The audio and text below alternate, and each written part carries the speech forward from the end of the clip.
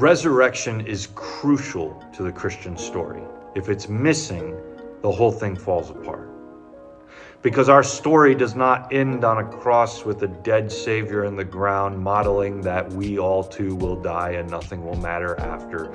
Our story is about one who conquered death, who didn't stay dead, but instead rose again and didn't just go off to some heavenly afterlife, but instead put on new body with new flesh that cannot die, that cannot decay, and then ascended into heaven and is staying there until it's time to come back and create this new creation where heaven and earth have fully met in every last dimension, and we live on in eternity with resurrected immortal bodies that can live forever in this new world that's been made.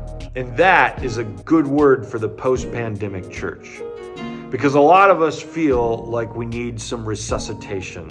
A lot of us feel like it's a life or death moment. Plenty of churches have already closed, and lots of other churches are still trying to figure out how to stay open. But the good news is that our gospel preaches resurrection. It preaches life among the dead. It preaches that death is not the end. It preaches that there's space for miracles, that God can still see value where we can't see it. It preaches that there is more going on in this world than just what we can see with our earthly eyes. And when we come together tonight on this seventh day of prayer to ask what should 1208 look like in this reinvented post-pandemic way, we are coming together to say that we want to see it with heavenly eyes.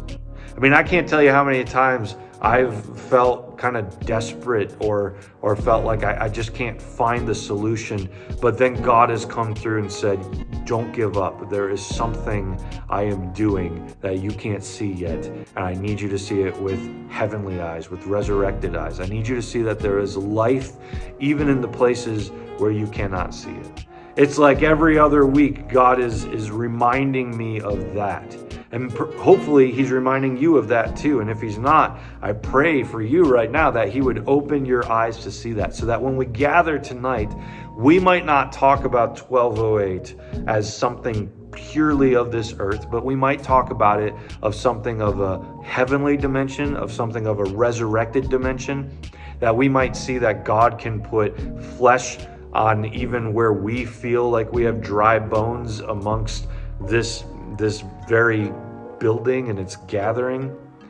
God can always do great things if we are faithful to him and we give our hearts to him and we let him do what only he can do. But that requires faith on our part. So let's give our hearts to God tonight and let's ask him to do what only he can do and give us the eyes to see how he can do that through us.